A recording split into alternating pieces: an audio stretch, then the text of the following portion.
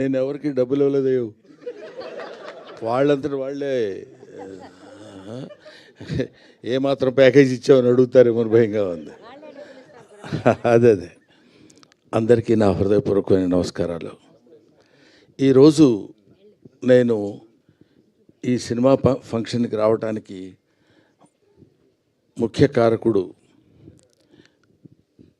సప్తగిరి. ఇది బాగుంది, ఇంతవరకు చప్పట్లు కొట్టడం బాగుంది. ఈ తర్వాత ఎంత తిట్టాలో మీరే నేర్చుకోండి. నాకు ఒక ఇన్విటేషన్ లేదు, అవునా కాదైతే ముందే పెట్టుకుని చెప్తున్నా.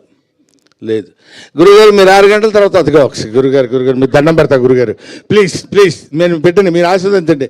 నేను 6 గంటల తర్వాత నేను ఇక్కడికి వచ్చి వెళ్ళిపోవాలంట. ఏమయ్యా మీ ప్రొడ్యూసర్ కూడా ఒక పిలవలేదు, మీ డైరెక్టర్ ఎవరో తెలియదు నాకు. పోనీ సినిమాలో యాక్ట్ చేయకపోయాను, వాళ్ళు ఎవరన్నా వాళ్ళు కూడా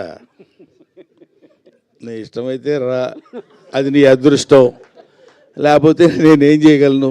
నీ అదృష్టాన్ని పరీక్షించుకుని నువ్వు రాగలిగితే మేము ఆనందిస్తామన్నట్టు వాళ్ళిద్దరూ సైలెంట్గా ఊరుకున్నారు, ఈయన ఊరుకున్నారు.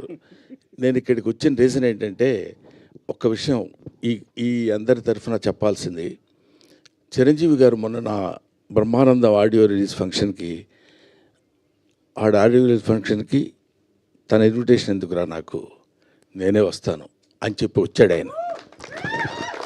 మనం పెద్దవాళ్ళ దగ్గర నుంచి నేర్చుకోవాల్సినటువంటి విషయాలు చాలా ఉన్నాయంటానికి అందులో ఒక విషయం అది రీసెంట్గా నేర్చుకున్నాను. కాబట్టి తమ్ముడు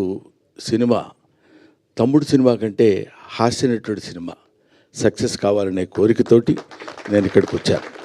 ఇందులో పిలుపులు, బొట్టు పెట్టి పిలవటాలు అలాంటివన్నీ అది ఫార్మాలిటీస్, కానీ అవి స్నేహితుల మధ్య జరిగాయి, ఆత్మీయుల మధ్య జరగవు.